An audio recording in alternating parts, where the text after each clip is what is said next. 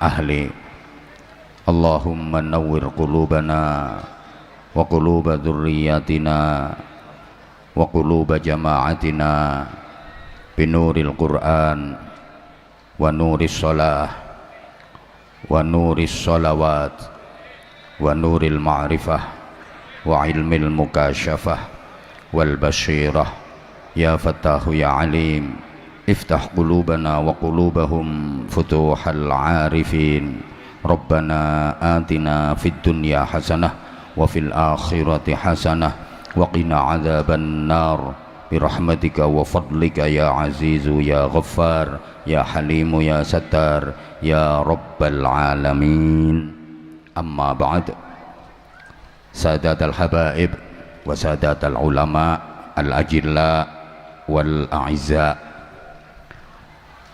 para habaib, para alim ulama, bapak-bapak kiai, ibu-ibu nyai, para pengasuh dan pimpinan pondok-pondok pesantren, pimpinan majelis zikir, majelis ta'lim, majelis sholawat, para sesepuh semuanya yang dimuliakan, yang kita ta'zimi, kita mohon doanya, kita mohon restunya. Teristimewa besti saya yang suaranya menggetarkan, senyumannya mendebarkan, nasihat-nasihatnya menyegarkan, jamaahnya menggemparkan, ajakannya menggairahkan.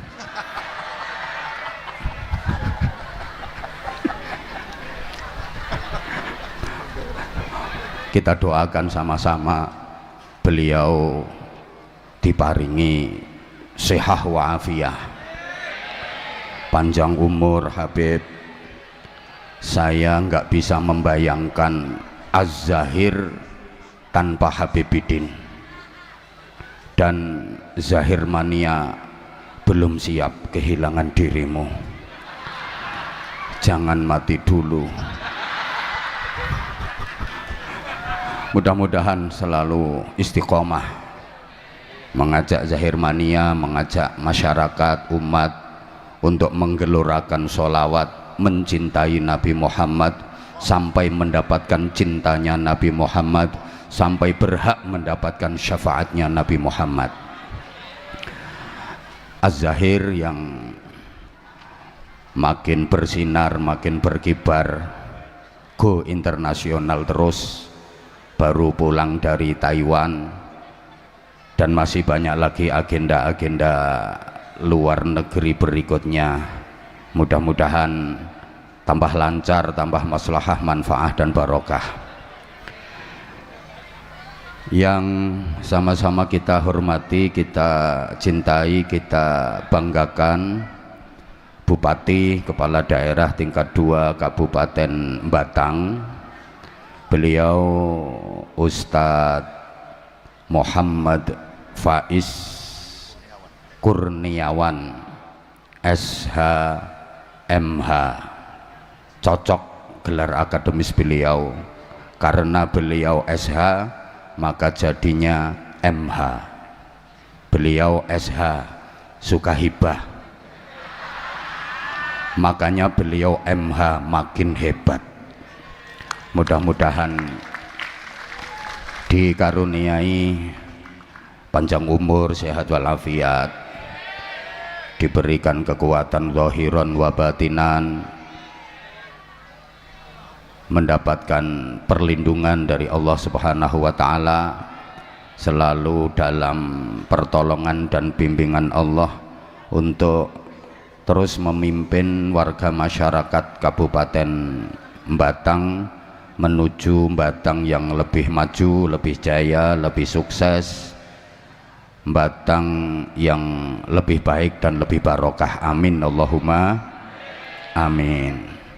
Forkopimda yang membersamai beliau, tepat di samping kiri beliau Pak Dandim, beliau namanya ABC. Nah, saya tahu dari video ini Andika BC, kan ABC.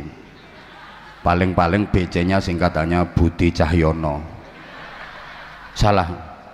Kalau pengen bener ya kasih map ke saya yang ada tulisan nama komandan, biar saya nggak salah menyebutkan nama. Mudah-mudahan makin sukses dalam karir, mudah-mudahan terus istiqomah mengabdikan diri untuk masyarakat, bangsa dan negara kesatuan Republik Indonesia. Hadir juga Ibu Kapolres Batang AKBP Veronica. Saya juga tahu nama beliau, ini pas ada di TV yang senyumnya menawan. Mudah-mudahan di bawah komando beliau wilayah hukum Mapolres Batang makin kondusif, aman dan terkendali. Sukses Bu Kapolres. Ketua dan wakil serta anggota DPRD Kabupaten Batang yang hadir, Kepala Kejaksaan Negeri, Kepala Pengadilan Negeri, Kepala Pengadilan Agama, Ketua MUI, Ketua FKUB, Ketua PCNU, Ketua PD Muhammadiyah, Ketua PD LDII, dan ketua-ketua yang lain bersama seluruh pengurusnya, Ketua Cabang Tim Penggerak PKK Kabupaten Batang bersama seluruh ketua ranting yang hadir, Ibu, tamu undangan yang kita hormati, Zahir Mania, hadirin hadirat, mustami'in mustami'at, adamakumullah fi rahmatihi wa barakatihi wa ridhah. Mudah-mudahan semuanya selalu dirahmati, dibarokai dan diridhai oleh Allah Subhanahu wa taala. Sebagaimana beliau Habibidin tadi, saya juga mengucapkan Dirgahayu Kabupaten Batang yang ke-60. Mudah-mudahan Kabupaten Batang menjadi kabupaten yang gemah ripah loh jinawi, panjang apunjung, pasir awukir, murah kang sarwa tinumbas, subur kang sarwa tinandur, toto titi tentrem kerto raharjo. Batang menjadi dairatan thayyibatan wa rabban ghafura. Amin Allahumma amin. Ini syarat mutlak, pemimpinnya harus baik. Maka mohon doa dari seluruh warga masyarakat Kabupaten Batang, mudah-mudahan Pak Bupati ini menjadi pemimpin yang amanah dan adil. Udah dua itu yang paling penting pemimpin itu. Satu amanah, dua adil. Kalau pemimpin itu bisa amanah dan adil, insya Allah beres semuanya. Tapi sebaliknya, kalau pemimpin itu khianah dan zalim, pasti rusak semuanya. Mohon doanya seluruh warga masyarakat Kabupaten Batang, karena pemimpin itu berat tanggung jawabnya dunia akhirat. Memang sih, kalau pemimpin itu amanah dan adil, yaumun wahidun min imamin adilin ya'dilu ibadata sittina sanah. Sehari saja bagi pemimpin yang adil itu menyamai ibadah sunnah 60 tahun, siangnya puasa, malamnya tahajud. Padahal pemimpinnya nggak ngapa-ngapain, asal adil dalam memimpin, udah nggak tahajud, nggak puasa sunnah, nggak zikir, itu nilainya menyamai ibadah sunnah 60 tahun, siang harinya puasa, malamnya tahajud, padahal sehari. Lah kalau satu periode 5 tahun coba, apalagi insya Allah beliau 2 periode, amin. Kalau adil, udah nggak ada yang bisa mengalahkan pahalanya beliau. Kalau adil, kalau amanah. Tapi kalau khianah, kalau zalim, sehari dosanya sama dengan maksiat 60 tahun. Makanya boleh disaksikan semua yang hadir di sini. Sampai kapanpun saya Habibidin nggak bakal mencalonkan diri jadi bupati, karena nggak bakal ada yang milih. Nggak sanggup saya, jujur Pak Bupati, saya nggak sanggup suruh jadi bupati, saya nggak sanggup. Pertama jelas nggak ada yang milih, kedua karena beratnya tanggung jawab. Udah saya gini aja, saya telateni, alhamdulillah sudah renes, saya syukuri. Berat tuh, pemimpin itu kan penguasa, al-malik itu penguasa. Kalau berdasarkan urutan asmaul husna Kiai, harus al-Quddus, as-Salam, al-Mu'min, al-Muhaimin, al-Aziz, minimal itu. Satu, al-Quddus, harus suci niatnya, bersih hatinya, bersih, tidak cacat hukum. Alhamdulillah sampai detik ini saya belum pernah mendengar Muhammad Faiz Kurniawan terkena masalah hukum. Alhamdulillah. Dan seterusnya. Hati-hati Pak Bupati. Jawa Tengah sudah 3, Jawa Timur juga 3, dan 3 keenamnya itu udah pernah saya ingatkan semua. Ada yang viral, ada yang setengah viral, gak nurut tuh. Mulane nurut sampean, insya Allah nggak sampai pakai rompi warna oranye. Duh, harus Al-Quddus, niatnya betul-betul untuk mengabdi dan melayani masyarakat. Kemudian kedua, as-salam, menyelamatkan dan mensejahterakan rakyat, bukan untuk keluarga, golongan, kepentingan pribadi, apalagi untuk memperkaya diri sendiri. Mesti konangan, gak kira enggak. Dah, pengadaan mobil dinas biasa-biasa saja, renovasi rumah dinas biasa-biasa saja, nggak usah over. Kemarin saya di Kaltim demo ramai banget, mobil dinas kok 8M. Memang anggarannya Kabupaten Batang itu berapa? Mentang-mentang mau jadi kabupaten industri. Ngingetin Pak Bupati, kalau kapok ya nggak usah diundang lagi, gitu aja kok repot. Wong ini tadi beliau udah ngontrak tiap tahun, berarti kan beliau jatuh cinta sama kami berdua. Makasih Pak Bupati, I love you. Kemudian al-mu'min, harus mempunyai iman yang kuat. Pemimpin kalau nggak punya iman jadinya kayak Raja Fir'aun. Sebagaimana orang kaya kalau nggak punya iman jadinya kayak Qarun. Terus al-muhaimin, terpercaya, artinya bisa dipercaya, nggak suka mengkhianati rakyat. Apa yang menjadi janji-janji kampanyenya menjadi fakta dan realita secara bertahap. Terus al-aziz, mendapat dukungan kuat dari mayoritas masyarakat. Allahumma sholli ala Muhammad.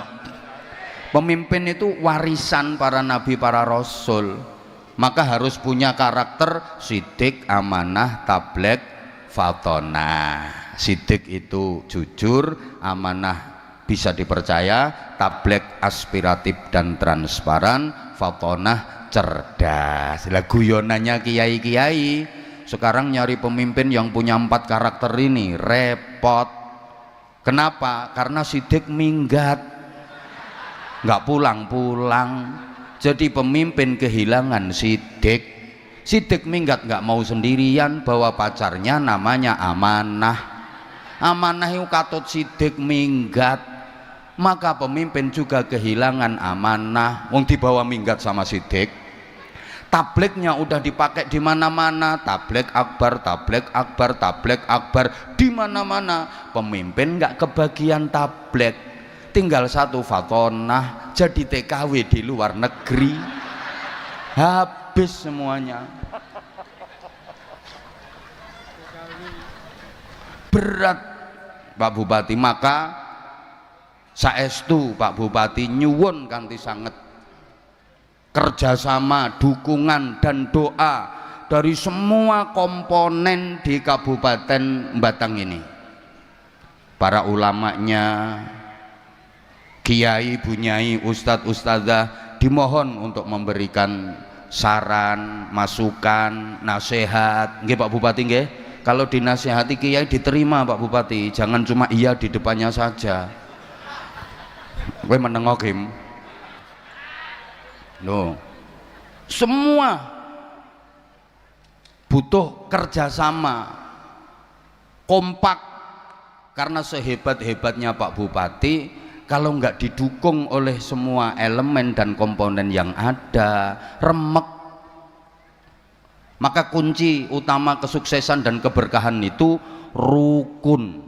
Rukun itu kan pilar utama penyangga kesuksesan dan keberkahan. Asal mau rukun, yang sulit jadi mudah.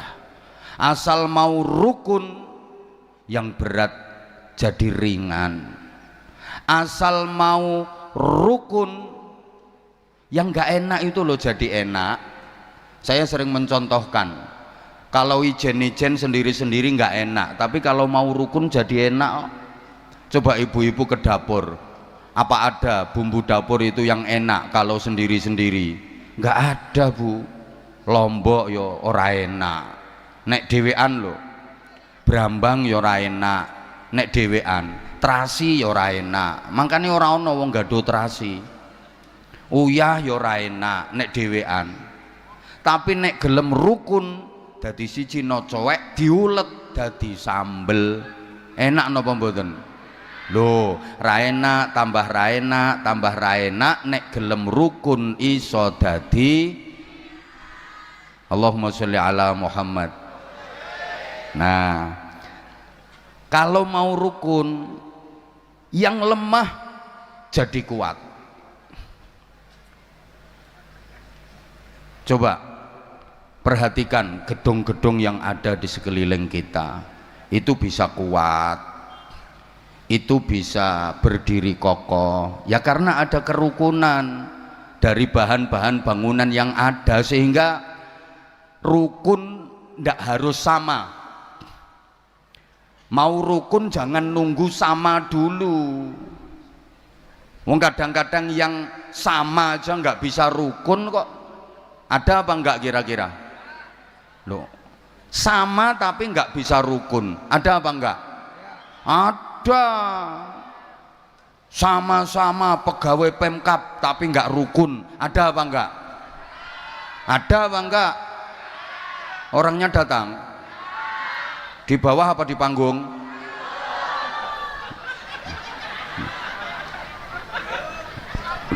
Sama itu kadang-kadang nggak rukun. Maaf, sama-sama organisasinya nggak rukun, ada apa enggak? Ada. Sama-sama partainya nggak rukun, ada apa enggak? Sing kenceng toh jawabnya. Sama-sama ustadznya nggak rukun, ada apa enggak? Kok banter nek iki? Sama-sama warga Batangnya ndak rukun, ada apa enggak? Lah iya, sama-sama Islamnya nggak rukun, ada apa enggak? Ayo coba, rukun itu ndak harus sama kok. Jadi kita harus siap berbeda-beda, karena perbedaan itu sunnatullah. Perbedaan itu sunnatullah, nggak mungkin bisa kita hindari. Yang penting berbeda, jangan bermusuhan, tapi saling melengkapi, saling menguatkan. Coba dijawab yang kenceng.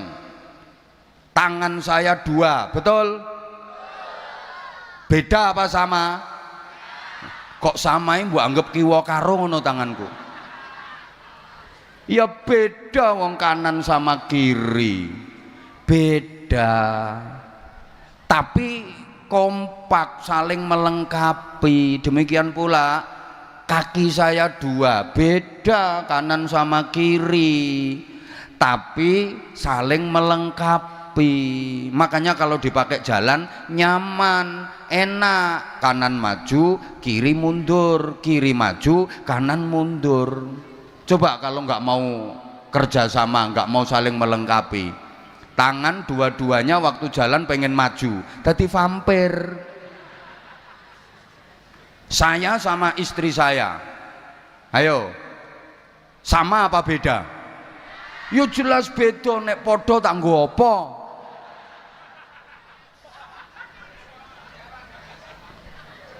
Beda tapi saling melengkapi. Gitu loh. Kayak lampu, tujuannya nyala, maka kabelnya harus berbeda, positif dengan negatif. Coba kalau lampu itu kabelnya sama-sama positif, nyala apa konslet? Konslet. Lampu kok kabelnya sama-sama negatif, nyala apa konslet? Konslet. Gitu loh. Rabi kok podo lanange, rabi kok podo wedoke, nyala apa konslet? Itu. Maka yang berbeda itu dipadukan sehingga rumah tangga mencapai tujuan bahagia. Karena suami dengan istri itu jelas berbeda, bapak dengan ibu itu beda.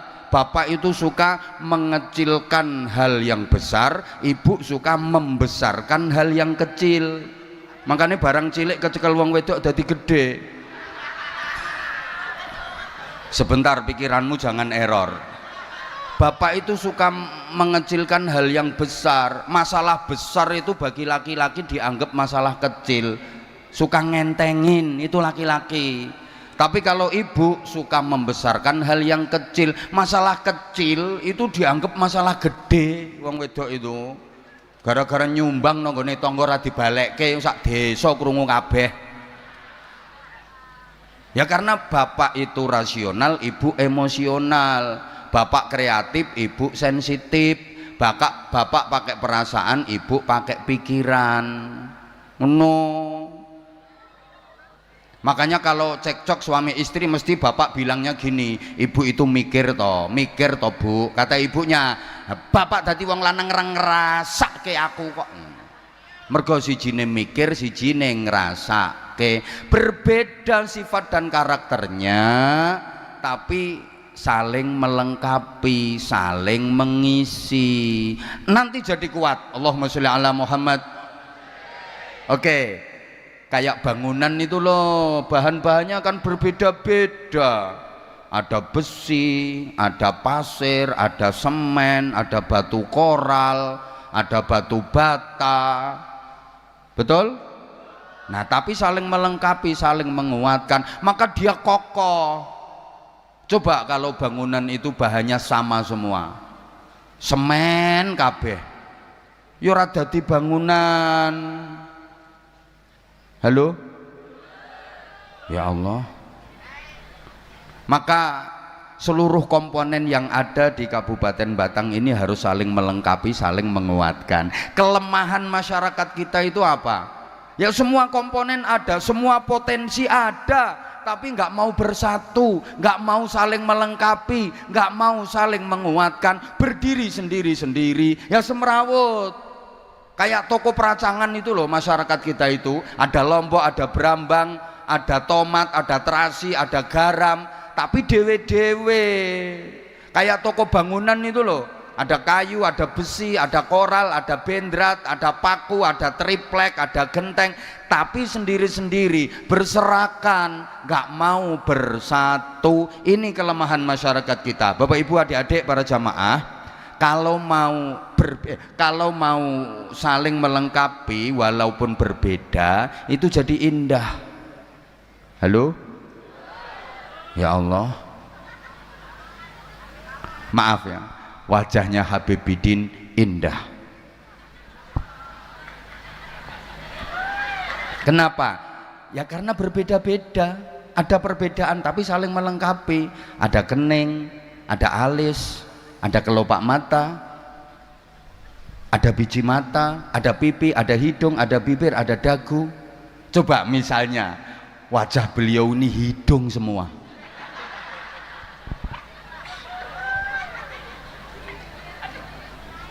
Loh, saya dengan Habibidin beda. Dia putih, saya hitam. Dia mancung, saya pesek. Dia ganteng, saya sopo ngomong elek. Matur suwun. Loh, berbeda, tapi kan kita saling melengkapi, maka majelis ini jadi indah. Gitu. Hoi. Lah ya kayak kopi sama gula kan beda toh itu. Beda. Kopi hitam, gula putih ya kayak kita inilah. Ini kopi, ini gula. Ini manis, ini pahit. Tapi kan kita saling melengkapi kalau udah bersatu. Dirindukan di mana-mana. Padahal berbeda. Beda semuanya beda. Beliau dengan gayanya, saya juga dengan gaya saya. Senyumnya beda, lirikan matanya beda, ya semuanya beda, tapi kan saling melengkapi gitu loh. Dah pokoknya harus siap berbeda-beda, tapi jangan jadikan perbedaan sebagai musuh, jadikan perbedaan sebagai sarana untuk saling melengkapi dan saling menguatkan. Setuju? Berikutnya, jangan merasa paling penting, jangan merasa paling berjasa, jangan pengen menonjolkan diri. Ini sumber perpecahan. Aku yang paling penting, aku yang paling berjasa, yaitu yang menjadi sebab perpecahan. Karena kalau dipikir semua komponen itu penting. Saya kalau kasih contoh biasanya gini, gedung-gedung yang berdiri kuat kokoh itu ada besinya apa enggak? Ada. Besinya kelihatan apa enggak? Enggak. Tapi semua orang tahu kalau itu ada jasanya besi. Wah, itu gedung bisa berdiri kuat kokoh pasti ada besinya. Semua orang tahu, semua orang mengakui, dan besi juga nggak pengen menonjolkan diri. Biar aku nggak kelihatan nggak apa-apa kok. Orang sudah tahu kalau aku punya jasa. Paham? Coba besi yang ngerasa punya jasa pengen menonjolkan diri karena dia merasa paling penting, harus kelihatan. Ya bangunan itu semrawut, bahasa Inggrisnya the pating serongat and pating jepat. Kenapa? Karena yang punya jasa pengen menonjolkan diri. Nanti semen ngerasa punya jasa juga pengen menonjolkan diri. Koral pengen menonjolkan diri. Ambruk malahan bangunan itu. Udah gini aja, Habibidin yang ganteng sebelah saya ini ada jantungnya apa enggak? Ya ada, kalau nggak ada jantungnya ya sudah oek. Jantungnya beliau jasanya luar biasa untuk tubuh beliau, memompa darah, mengalirkan ke sekujur tubuh, semua organ tubuh dialiri darah, yang itu jantung yang bekerja keras, terus memompa darah. Beliau berdiri, jantung bekerja, beliau tidur pun jantungnya terus bekerja.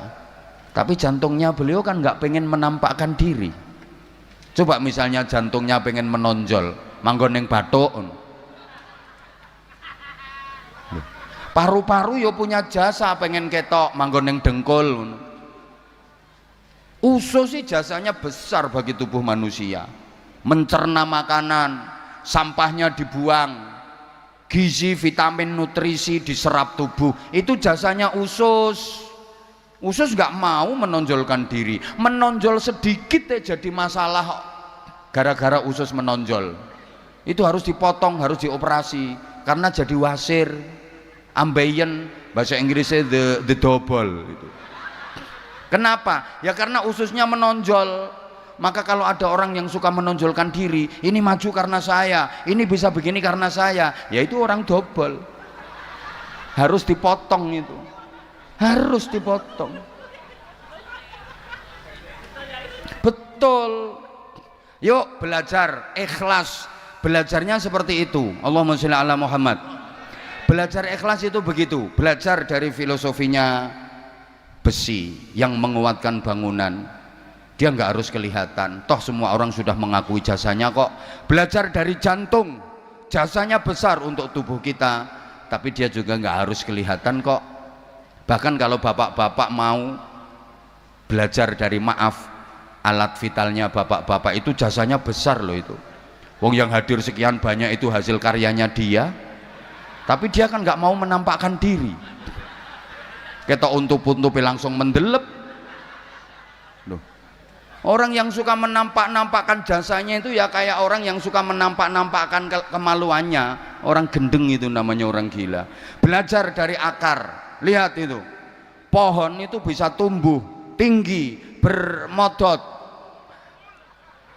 bermoler itu loh, berdaun, berkembang, berbuah, itu jasanya akar. Dia dapat setoran air dari akar, tapi akar tetap sembunyi di dalam tanah karena akar tahu kalau dia bermetungul loh, pohon itu mereng gara-gara apa? Akarnya metungul, menampakkan diri. Kalau nilai keikhlasan sudah mulai berkurang, mesti mereng. Apalagi akar itu metungulnya kokean, ambruk itu pohon. Organisasi apapun, kalau nilai keikhlasan sudah hilang, siap-siap roboh. Allahumma sholli ala Muhammad. Dah sering dicontohkan, ikhlas itu pokoknya nggak pengen kelihatan, nggak pengen kedengaran. Allah yang menilai. Itu kayak kalau jenengan lagi BAB, buang air besar, the singing itu loh. Itu kan betul-betul amal yang ikhlas itu. Jangan sampai kelihatan, jangan sampai kedengaran. Berangkat yang nggak bikin pengumuman. Ada orang mau berangkat BAB nggak pengumuman. Pengumuman aku arep ngising. Nggak ada. Begitu masuk pintu ditutup rapet, jangan sampai bisa diinceng, dipelorot, ndoprok, keran dibuka. Biar apa? Tersamarkan. Kan suara keran grojok, aman, nggak ada bunyi cret prokotok-kotok, cret prokotok-kotok. Itu jangan sampai kedengaran orang. Duh, walaupun keluarnya alot, ngeden ditahan. Jangan sampai kedengaran orang. Ono wong ising le ngeden, waduh, walot. Wong edan. Jangan sampai kedengaran orang. Selesai, bersih, rapi, keluar, tetap dijaga kerahasiaannya. Enggak diceritakan. Ono wong bareng ngengek diceritake, Mbak, metu rolas kok Mbak aku mau. Sing 8 dawa-dawa mblantong ngono Mbak, sing 4 merengkel-merengkel ndek. Wong edian iki.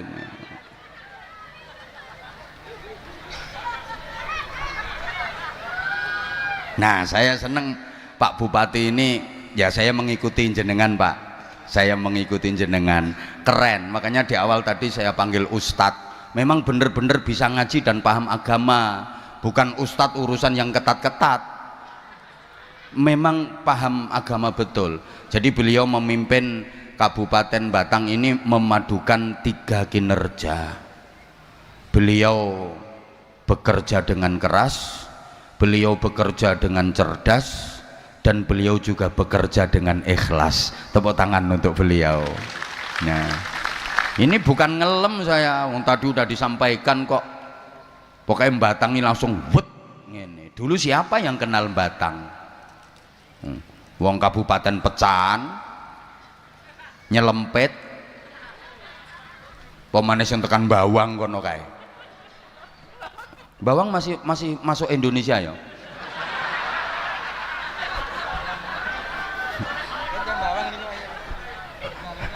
Oh ini bawang ini ketoro. Masya Allah. Tapi sekarang luar biasa karena insya Allah Pak Bupati ini pemimpin yang memberikan keteladanan gitu loh. Bekerja dengan keras itu kerja pakai otot, bekerja dengan cerdas itu kerja pakai otak, bekerja dengan ikhlas itu kerja pakai hati. Prinsipnya begitu. Kerja kalau hanya pakai otot namanya kan kerja keras. Nah, kerja kalau pakai otak namanya kerja cerdas. Kerja kalau pakai hati namanya kerja ikhlas. Halo? Dah. Kerja kalau hanya pakai otot namanya kerja keras, hasilnya pas. Kalau mau kerja pakai otak namanya kerja cerdas, hasilnya lebih luas. Apalagi disempurnakan kerja pakai hati namanya kerja ikhlas, hasilnya tak terbatas. Loh, nggathuk-nggathuk nang ngene iki angel. Ora gampang, mulane yo angel. Loh, saya ulang ya. Kalau hanya kerja keras hasilnya pas, kalau mau kerja cerdas hasilnya lebih luas, apalagi kerja ikhlas hasilnya tak terbatas. Contoh, yang kerja keras kerja pakai otot, maaf itu kayak binatang, kayak sapi, kayak kuda, kayak kerbau, kan dia kerjanya hanya pakai otot, hanya kerja keras. Sapi bajak di sawah, kuda narik dokar, ya udah hasilnya pas. Sehari ya cuma dapat segitu, dia kerjanya hanya kerja keras pakai otot. Manusia kalau kerja hanya mengandalkan otot saja, kerja keras, hasilnya ya pas. Maaf, kerja kasar. Maaf ya, tidak bermaksud untuk merendahkan, tapi ini motivasi untuk generasi muda, untuk anak-anak. Kalau kerja jangan hanya mengandalkan otot saja, jangan cuma kerja keras saja, hasilnya ngepas. Maaf, pekerja-pekerja kasar itu kan hanya mengandalkan otot, kerja keras, hasilnya ngepas sampai kiamat ya prasejahtera terus. Kalau kerja hanya mengandalkan otot. Tapi kalau mau kerja pakai otak, kerja cerdas, hasilnya lebih luas. Itu kerja profesi. Contoh, dokter. Yo kerjanya pakai otak, diagnosa penyakit ini, obatnya ini, gitu, hasilnya lebih luas. Dokter itu kan tukang cubles toh. Bandingkan yang kerjanya pakai otot tok, ngebor sumur, itu ya tukang cubles, tukang ngebornya loh maksudnya. Suntike gedine kaya ngono, abot melet-melet pendeng gowo-gowo, nggone panas, awake kotor, sing dicubles alot, brus, cerot, ratusan kali, belum ngongkeknya, tarik, cubles brus, seharian paling 200.000. Bandingkan dengan yang kerja cerdas. Ayo, dokter tadi cublesnya cilik, enteng, tempatnya sejuk, ber AC, harum, sing dicubles ya empuk, iso mbek isik-isik, sekali coblos jus nggak pakai ditawar, gak ono dokter dinyangi, gak ono. Pinten Pak dokter? 700.000, mboten sakit kirang Pak, separuh Pak nggih, ndak ada. Loh, itu yang kerja pakai otot, ngangkat batu besar-besar itu, batu kali, batu gunung, pagi sampai sore dapatnya 200.000. Yang kerja pakai otak, kerja cerdas, ngangkat batu kecil dapatnya 200 juta. Yang diangkat batu ginjal, batu empedu, itu loh. Apalagi disempurnakan kerja pakai hati, kerja ikhlas, hasilnya tak terbatas. Contoh kiai.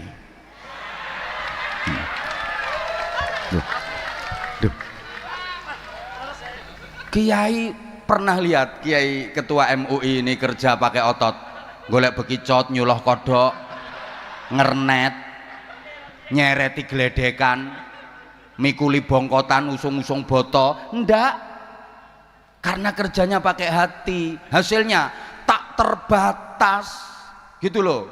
Lihat, rumahnya bagus, kendaraan bagus, makan enak, loh nasib bagus. Sebelah ini juga yang ulang tahunnya 8 April enggak kerja keras, kerjanya pakai hati, nasibnya bagus. Yang lain hanya 2 juta, ini rahasia. Lah bupati mau ngasih beliau 2 juta ya malu. Berapa? Tak terbatas yang didapat sama beliau. Lihat toh kiai-kiai itu mangan yo enak walaupun dikasih orang. Loh, ning dindi yo dihormati wong, istri yo cantik. Loh, survei kalau nggak percaya, rata-rata kiai itu istrinya cantik. Ini keadilan Allah. Kenapa? Lah karena kiai itu satu-satunya hiburan di dunia cuma istri. Yang lain mungkin tontonan, tapi batang bikin tuntunan. Loh, jelas nyantai. Ayo, misalin dangdutan, buka Polres mumet mengkondisikan anak buahnya, seluruh anggota Mapolres dikerahkan semua kalau dangdutan. Betul Bunda? Betul ngono ae. Coba nek kayak gini, nyantai, Kapolresnya duduk manis di atas, di sebelah ketua cabang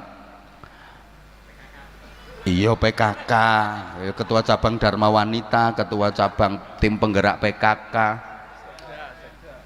Bu Sekda toh kuwi. Bu Sekda, tak pikir toh tim penggerak PKK. Lah tadi aku ngomong ketua cabang tim penggerak PKK, ndekne manggut-manggut ngene. Oh Sekda, izin Bu Sekda, belum kenal wong, belum pernah dapat amplop. Enggak tahu saya. Tuh. Lek solawatan pengajian, Kapolres nyantai, duduk manis nyantai. Anggota ngopi anggota. Ayo coba kalau dangdutan mumet. Betul apa enggak? Loh, ya bukan berarti saya anti hiburan, saya juga seneng kok. Seneng, tapi kan Pak Bupati ini cerdas, mana yang manfaat untuk masyarakat. Karena pembangunan itu katanya bukan hanya membangun material, tapi juga spiritual. Allahumma sholli ala Muhammad. Karena gini ya, manusia, ini yang hadir manusia semua kan. Oke, sekarang saya urut dulu. Manusia itu kalau dalam Al-Quran diungkapkan dengan 4 kalimat. Semua artinya manusia, tapi konotasinya berbeda-beda. Pertama diungkapkan dengan kalimat al-insan. Ayo sama-sama. Oke, yang ikut menirukan berarti manusia, yang nggak ikut menirukan berarti bukan. Oke, saya ulang dulu. Pertama diungkap dengan kalimat al-insan, bareng. Nah, ini banyak. Yang paling mudah diingat ya dalam surah Al-Ashr, semuanya hafal. Bismillahirrahmanirrahim. Wal asri innal insan. Bapak Ibu adik kalau membaca Al-Quran mendapati ada kalimat al-insan, itu artinya manusia dengan segala totalitas kemanusiaannya, zahiran wa batinan, luar dalam, manusia secara utuh, itu insan. Yang kedua diungkap dengan kalimat an-nas, sama-sama. Nah contohnya ya qul a'udzu birabbin malikin ilahin. Nah banyak ayatnya, ya ayyuhan nasu dan seterusnya. Kalau diungkapkan dengan an-nas itu artinya manusia dari segi karakteristiknya, dari segi moralitasnya, dari segi mentalnya, itu an-nas. Yang ketiga al-bashar, 1, 2, 3. Basyarun, basyaron, pakai basyar itu secara harfiah artinya kulit. Ini manusia dari segi kurikulum desain dan kebutuhan biologisnya. Wis mbuh ngerti mbuh ora pokoke tak omongno. Ana kurikulum desain ki apa sing diomongke kuwi. Manusia dari segi bentuk tubuh dan kebutuhan biologisnya itu basyar. Ada yang pakai Bani Adam bareng. Kan pasti jenengan kalau baca Quran mendapati ada ayat ya Bani Adam. Itu manusia dari segi genetiknya, bahwa semua manusia berasal dari Nabi Adam alaihi salam. Nabi menyatakan kullukum min Adam, kalian semua berasal dari Nabi Adam. Jadi sesungguhnya kita semua yang hadir di sini satu terah. Terahnya siapa? Terahnya Nabi yang kenceng, terahnya Nabi Adam. Kita semua keluarga, setuju? Kita semuanya family, setuju? Karena kita satu terah, terahnya Nabi Adam semua. Dah pokno bisa naik. Wa adamu min turab, dan Nabi Adam dibuat dari tanah. Berarti manusia terbuat dari makanya kalau udah mati jasadnya dikembalikan ke tanah. Minha khalaqnakum wa fiha nu'idukum wa minha nukhrijukum taratan ukhra. Dari tanah aku menciptakan kalian semua, ke dalam tanah aku akan kembalikan kalian semua, dan dari tanah pula aku akan bangkitkan kalian semua untuk menjalani kehidupan yang selamanya. Jadi manusia itu semuanya berasal dari tanah. Makanya guyonannya orang-orang itu, ada ibu-ibu Batang kok hobinya belanja online, belanja online. Ya mungkin dia terbuat dari tanah pasar. Loh, hobinya belanja. Ada yang sukanya kredit utang, kredit satu belum beres kredit lagi. Ya mungkin dia terbuat dari tanah bank. Loh, ada orang yang sukanya ribut, senengane gegeran. Ono loh pegawai model ngono iku, ditempatkan di mana aja bikin ribut. Ada Pak Bupati, tapi nggak usah tak sebut namanya. Saya tahu ada, ditempatkan di pos mana aja bikin ribut. Ya mungkin dia terbuat dari tanah sengketa yang sertifikatnya belum beres. Ono wong angel dijak guyu, nyaprut betutut jenggureng, paling bakale teko tanah kuburan. Ada orang itu usaha apapun nggak pernah berhasil, tani gagal, dodolan bangkrut, usaha opo ae gagal, paling terbuat dari tanah longsor.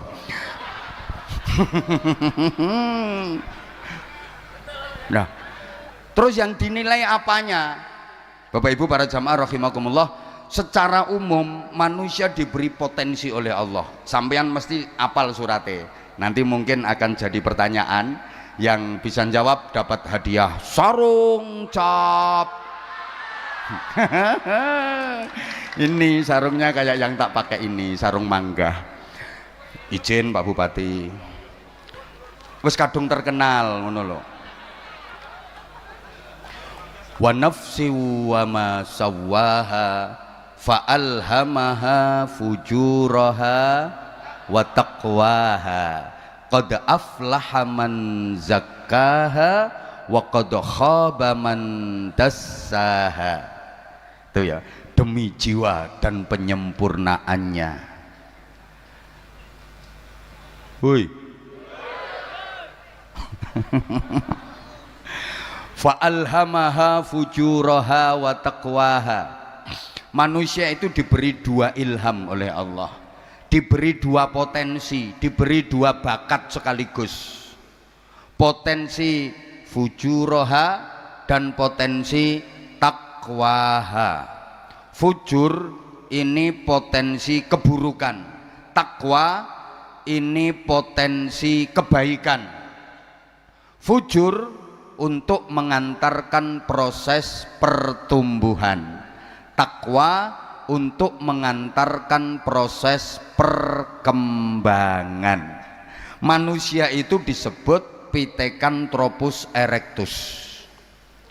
Wis gak ngerti ya wis. Wong sing diadep iki wonge ayu-ayu tapi pinter, maksudnya pinter bantah. Manusia itu makhluk yang tubuhnya bisa berdiri tegak. Satu-satunya makhluk yang tubuhnya bisa berdiri tegak itu manusia. Yang lain ya agak-agak saja, kalau suruh tegak seperti manusia enggak. Manusia ini makhluk yang tubuhnya bisa berdiri tegak, dan tubuhnya dibatasi di tengah-tengah dengan ulu hati. Ini tempatnya di tengah-tengah tubuh, ulu hati. Nah, fujur itu letaknya ulu hati ke bawah, tepatnya perut dan sedikit bawah perut.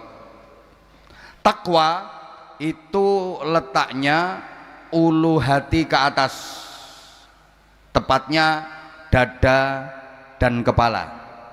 Saya ulang, ini harus pelan-pelan karena orangnya cerdas-cerdas. Fujur ini letaknya ulu hati ke bawah, tepatnya perut dan sedikit bawah perut. Pokoknya misinya cuma perut, bawah perut, perut, bawah perut. Makanan, rabenan, makanan, rabenan, makanan, rabenan.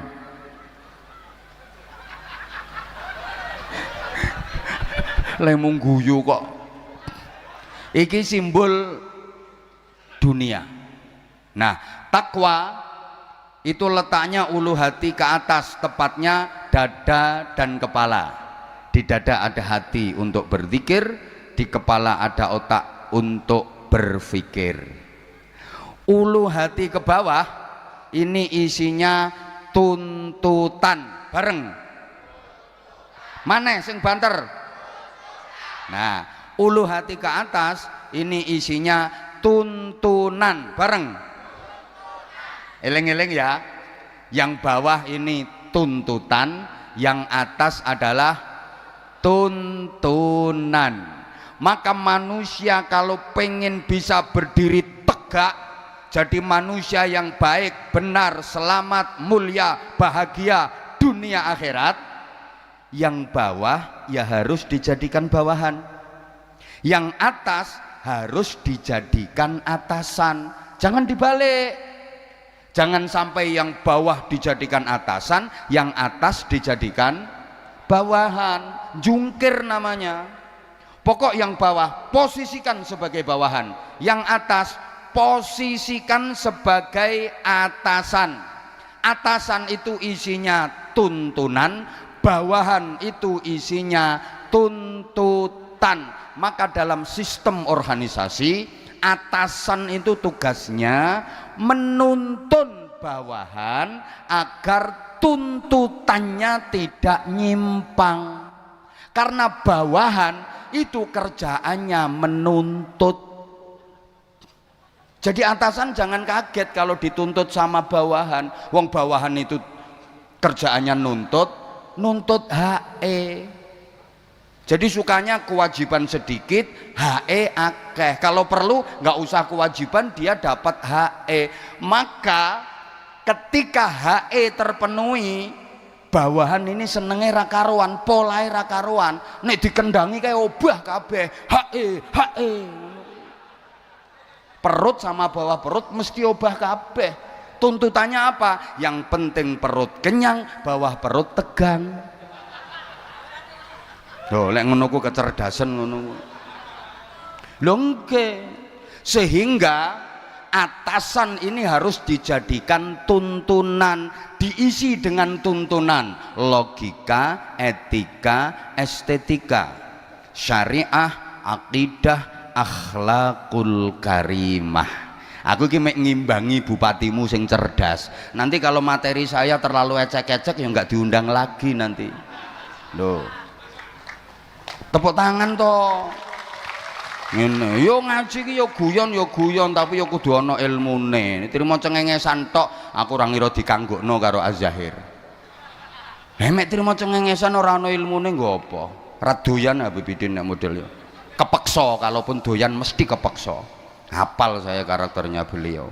Kalau nggak ada ilmunya buat apa? Lah iyalah. Makanya kita awet. Manusia jadi baik itu karena mengikuti atasan. mengikuti tuntunan dada dan kepala. Manusia jadi rusak, jadi bejat itu karena menuruti tuntutan. Coba, orang jadi nakal, orang jadi jahat, orang jadi bejat, itu sumbernya adalah perut dan bawah perut. Betul? Mabuk-mabukan ya nuruti perut dan bawah perut. Sampai terjadi pembunuhan, itu sumbernya ya perut dan bawah perut. Sekali lagi, sampai yang membatalkan puasa itu kan ya perut sama bawah perut. Secara syariat kan yang membatalkan puasa secara syariat kan makan, minum, seks, perut dan bawah perut. Ngotelu, ngeleh, ngelak karo loh. Kok aja seru-seru. Lho sing batalke poso secara syariat kan mek kuwi to, perut sama bawah perut. Makan, minum, seks, ngotelu, ngeleh, ngelak, ngonoan. Ya itu memasukkan atau kemasukan atau dimasuki 3 benda. Benda padat, benda cair, dan benda gembuk-gembuk kenceng. Ya cuman itu. Pokok manusia hidup kalau nuruti bawahan ini, nuruti tuntutan, mesti bejat, mesti sesat, sehingga harus dituntun sama atasan. Dada dan kepala, di dada ada hati untuk berzikir, di kepala ada otak untuk berpikir. Allahumma sholli ala Muhammad. Karena manusia ini kan berada di antara 2 ekstremitas, understand? Loh, ekstremitas malaikat dan ekstremitas setan. Oke, jadi taruhlah yang sebelah sini malaikat, yang sebelah sini setan. Nah, tengah-tengah itu manusia. Contoh bro, contoh. Loh, manusia ini kan posisinya berada di tengah-tengah antara 2 ekstremitas. Sekali lagi, ekstremitas malaikat dan ekstremitas setan. Allah menciptakan makhluk namanya malaikat, selalu baik, nggak ada buruknya. Allah menciptakan makhluk namanya setan, selalu buruk, nggak ada baiknya. Nah, tengah-tengah itu kita manusia. Jadi menungso iki ya rodok malaikat, ya rodok sing banter. Menungso iki ya rodok malaikat, ya rodok mbuh kuat unsur malaikate, mbuh luweh menonjol unsur setane. Halo? Loh, kalau lebih menonjol unsur malaikatnya dadi apik, lelek luweh kuat unsur setane dadi elek. Jawab, nek gak dijawab wes sing banter len jawab. Yang kenceng jawabnya. Bapak Ibu sudah pernah ketemu malaikat? Belum. Bapak Ibu sudah pernah ketemu sama setan? Belum. Bapak Ibu sudah pernah melihat malaikat? Belum. Sudah pernah melihat setan? Belum. Bapak Ibu, adik-adik, Mas Mbak, sudah pernah jadi setan? Manusia itu kalau sudah jadi setan bisa lebih setan daripada setan asli. Tak baleni. Pengumuman, manusia kalau sudah jadi setan hanya sendiri memperkosa lo. Nganggo bahasane JTV nganyelke, JTV mengipik-ipik ngene JTV.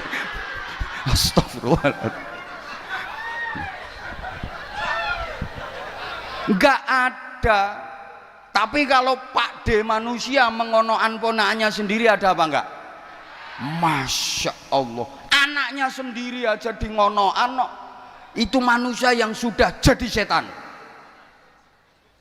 Naudzubillah. Loh, sebejat-bejatnya setan, setan cukup toleran, setan cukup tahu diri, setan cukup sadar diri. Artinya setan nggak mau ngerebut jatahnya manusia. Setan itu nggak mau ngerebut jatahnya manusia. Degan jatahnya manusia. Setan nggak mau minum, ndak itu bukan jatahku, jatahnya Baby Din. Mah setan mah, mbok tok ana mah. Bukan, aku cukup sadar diri, aku cukup tahu diri. Ngono jare setan. Loh, sate jatah manusia, setan mau ngerebut. Pokoknya nek wis iku jatah menungso, setan mau ngerebut. Tapi manusia saking rakusnya, saking serakahnya, jatahnya setan sek disikat. Udah dikasih tahu, innamal khamru wal maisiru wal ansabu wal azlamu rijsum min amali syaiton. Khamr, minuman keras, minumannya setan. Lu sek diombe kok karo menungso. Lah nek minumane setan mbok ombe, setane mbok kon ngombe apa, he?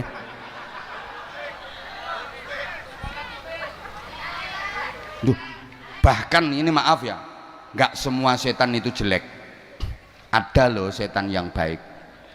Duh, ada setan yang baik, setan yang tidak menyesatkan, justru malah mengingatkan. Orang yang tadinya lupa Allah, lupa akhirat, jadi ingat Allah, jadi ingat akhirat. Setan apa itu? Contoh, mak lampir, nini, wewek, kuntil, sundel. Setan api itu setan yang mengingatkan, nggak menyesatkan. Banyak orang yang sama sekali nggak pernah menyebut nama Allah, nggak pernah dzikir, nggak pernah sholawat, nggak pernah doa. Begitu ketemu setan model ngono langsung a'udzubillahi minasyaitonirrajim, bismillahirrahmanirrahim, Allahu la ilaha illa huwal hayyul qayyum la ta'khudhuhu sinatun wa la nawm. Ketemu gendruwo, Allahumma sholli ala sayyidina Muhammad, ya Allah ya Allah ya Allah. Loh, aku seneng ada setan-setan seperti itu. Itu setan yang baik, setan yang mengingatkan. Nggak bahaya setan kayak gitu, api. Yang bahaya itu setan yang menyesatkan, yang merasuki jiwa kita, mengalir seperti darah dalam tubuh kita, kemudian membentuk karakter dan kepribadian kita. Akhirnya nggak mau nerima nasihat, nggak mau menerima kebenaran. Wah, itu setan yang bahaya. Dan setan itu kalau sudah merasuki tubuh manusia, kalau sudah merasuki jiwa manusia, kekuatannya berlipat-lipat. Setan jadi sakti. Wis mbok wacake surat Ikhlas orang ngira mempan, apa maneh surat ora ikhlas. Lho lek wis ngono kuwi setan mbok wacake ayat kursi ora mempan, wis tambahi sak ayat mejane, ayat lemari, ayat cendela. Sakti setan nek wis ngono iku. Hati-hati ya. Halo? Halo? Loh, bayangane sampean setan sing model serem-serem ngono iku to. Le. Dalam tubuhmu itu ada setannya. Wong Nabi menyatakan yajri majrad dam, mengalir seperti aliran darah dalam tubuh manusia. Nah, karakternya setan itu dua. Terakhir iki, hari iki karakter diem. Karakternya setan itu dua. Innama yuridu syaitanu ayyuqi'a bainakumul adawata wal baghdha. Satu, menyebabkan permusuhan dan kebencian. Siapa saja yang menyebabkan permusuhan dan kebencian berarti setan. Apa saja yang menjadikan permusuhan dan kebencian berarti sing kenceng. Apa saja, siapa saja, apapun namanya, apapun sebutannya, kalau menyebabkan permusuhan dan kebencian berarti dia sudah menjadi dutanya setan. Iya, memang iya kok, apapun namanya. Pokoknya yang menyebabkan al-adawah wal baghdha, permusuhan dan kebencian. Kemudian yang kedua, wa yasuddakum an dzikrillah, menghalangi kalian dari berzikir kepada Allah, wa anis shalah, menghalangi kalian dari salat. Halo?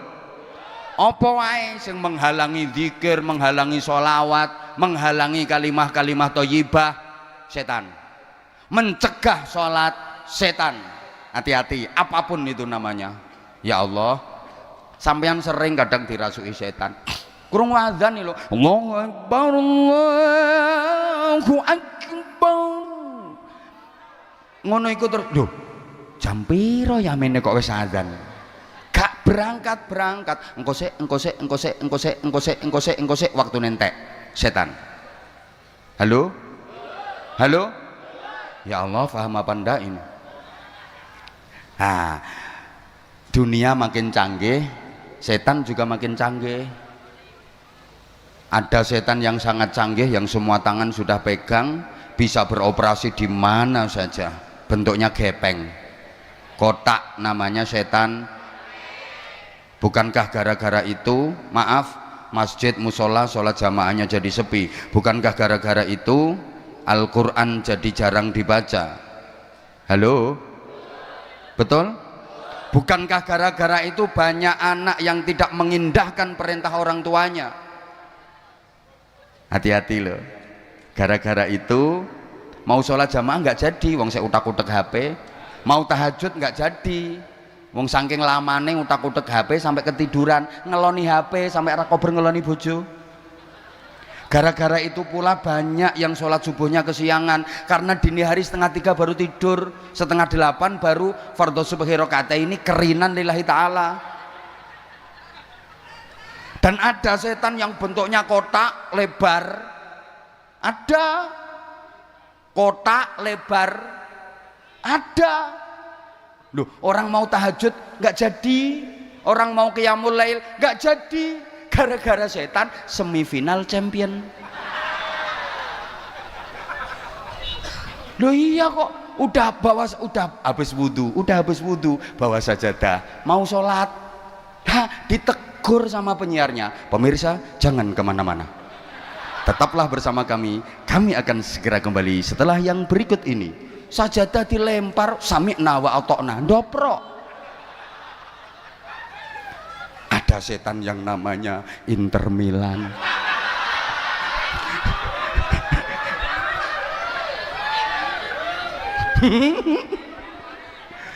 Loh iya. Halo? Apalagi MU wis karuan, Red Devils. Namanya aja setan merah. Beneran ini. Nah, jangan dikira kalau di majelis kayak gini nggak ada setannya. Setan itu juga kelas-kelas. Setan punya lembaga-lembaga. Jadi dia bagi tugas.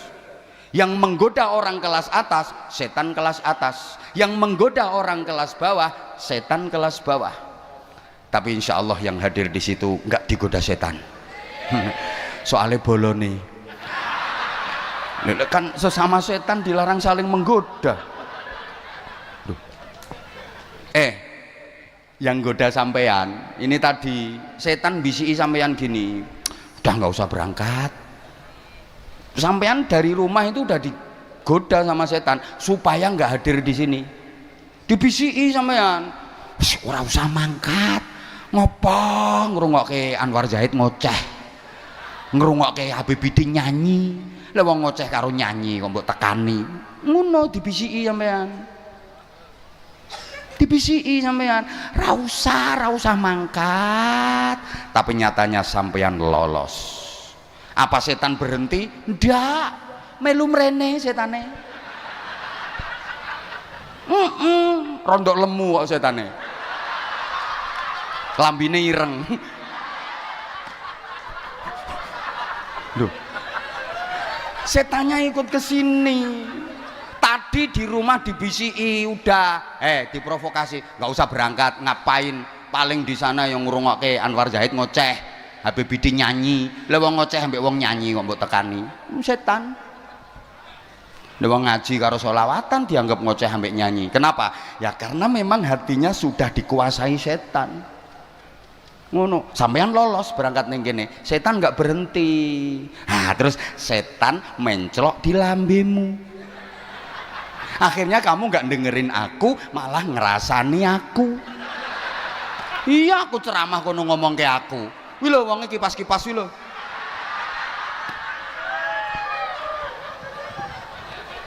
Nah, setan yang bisiki Habib Bidin beda. Lek sampe anak dilarang berangkat gak oleh mangkat, Habib Bidin malah dibisiki, kono gendang mangkat, engko entuk duit. Ayo mangkat, kandel ki sing ngundang bupati, ayo kandel. Wong aku yo dibisiki ngono. Biasane kok ndan Ramil karo Kapolsek teko mesti nambahi biasane. Ayo Dek Ndang, wong ning kabupaten liyane nambahi mosok Batang ora. Ayo mangkat. Tuh Kapolres ora nambahi geser Papua kok. Ngono wis.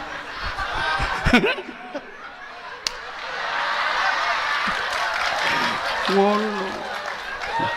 Aku mau dibisiki ngono. Kono gendang mangkat sampai aku istirahat ning hotel lho, Rasido diobraki karo setane.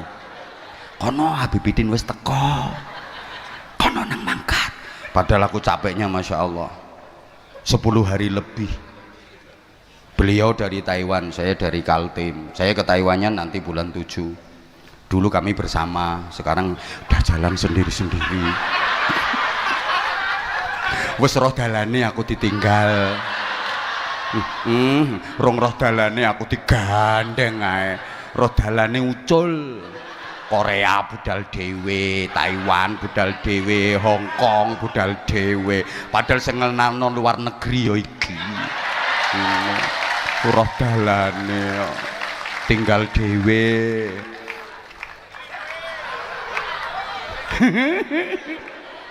Deh, aku istirahat no hotel dulu langsung diobrak. Kono nang mangkat. Ki Dandem teko, Kapolres teko, entuk tambahan. Bisikane ngono setan. Loh. Rasa guyu Dan. Iki guyon tapi ya dipikir ngono iki. Ngono. Hei. Meneng kok Kim. Ya guyon tapi dipikir. Setan yang goda bupati beda lagi gayae. Pak Bupati dibisiki, ayo Pak meneng tak antemi pisan kok. Loh, Pak Bupati biar antisipasi tak dudono rahasia iki info pusat iki. Setan yang goda bupati yang ngene, ayo Pak Bupati nang setempel tanda tangan lumayan 30%. Ayo modal nggo pilihan urung balik. Ayo cepet, aman biasanya nek bar OTT KPK malah aman biasanya. Ayo gendang eret-eret cetok. Lah kok eret-eret cetok tenan jere setan. Yes ngono. Ayo Bupati, Batang iki mau jadi kota industri. Ayo tanda tangan programnya akeh ngono setane. Anak buah setan guyang-guyu nang guri.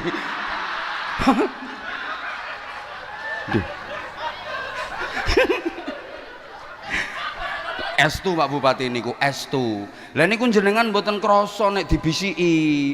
Pokoke ning ati ki modele sengkring ngono. Kapan meneng to iki? Iki SGD Singapura dolar. Ngono Pak Bupati, rayuane setane Mas. Aku tahu soalnya. Gasak iki sampe. Asli. Ijen, setan sing nggodha Pak Dandem beda meneh. Ana proyek koperasi desa Merah Putih.